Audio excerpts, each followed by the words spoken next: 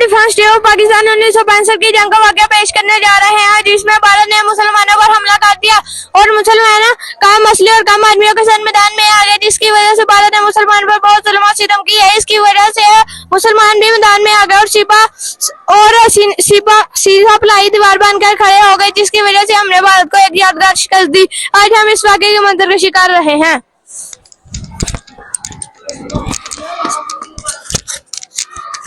यार आज मेरा बड़ा दिल चाह रहा है लाहौर में सुबह का नाश्ता किया जाए। चलो ठीक है, फिर हम पाकिस्तान पे हमला करवा देते हैं और रात के वक्त। हाँ तुम ठीक कह रहे हो, रात को तो वो गाफिल होकर सो रहे होंगे। मैं कर्नल को फोन लगाता हूँ। हेलो कर्नल, हमारी फौज रेडी है पाकिस्तान को शिकस्त देने के लिए, तो फिर पाकिस्तान पे हमला करवा दो।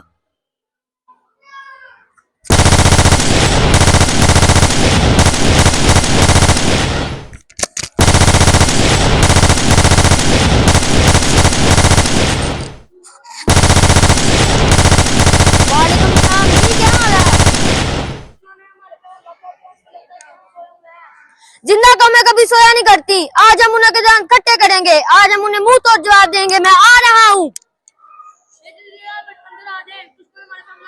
अगर आज मैं डर गया तो ये हम पे चढ़ाई करेंगे, इसलिए हम करेंगे।